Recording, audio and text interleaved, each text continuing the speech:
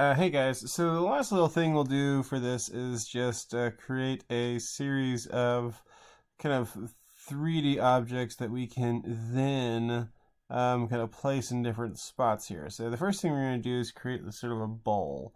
Now bowls are interesting because they have obviously like a bunch of different sort of like gradients that you can apply to them, but we're going to create a bowl very simply by going to our pen tool here, and we're going to create basically a kind of a cross section of a bowl. So if you will, I will just sort of like create a sort of a cross section like this. I'm just going to hold, like, just going to draw like a straight little line here, and then just sort of draw like at an angle, like a 45-degree angle. Click and drag. Hold down the shift key the whole time. Then once I'm done with that, I'll hold down the alt key, drag that back. All right, and then hold down shift and just draw this little shape here, and then once again kind of connect up here, click, drag this straight down, hold down alt, drag that straight down, pull this back over here, and I might even just like round it off like so. Well, I'll pull alt straight off there, and I'll round it off like that. Okay, so if you recall, when we did 3D art last year with with that Design Spark Mechanical program, this is kind of how we created some of our wine glass shapes and things like that. So we'll go to Effect, we'll go to 3D, and we'll go to Revolve.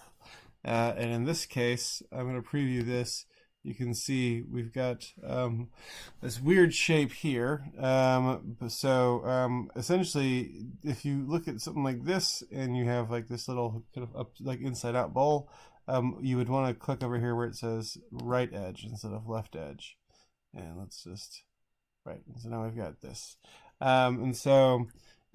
Because we have this little, we can press OK.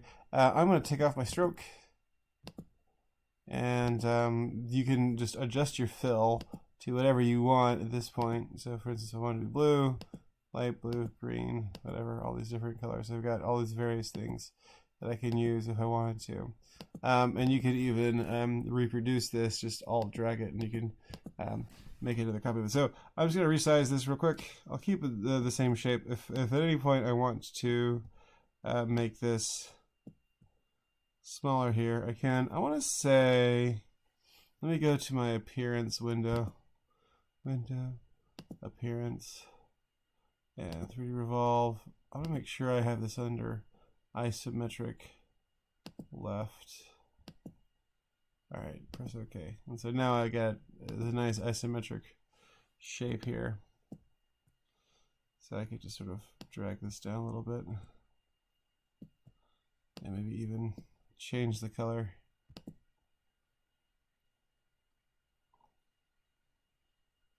I'll go here to my HSB tab and just move it up the color wheel. Okay, that's cool. All right, and so this is like the long and short of 3D tools in Illustrator.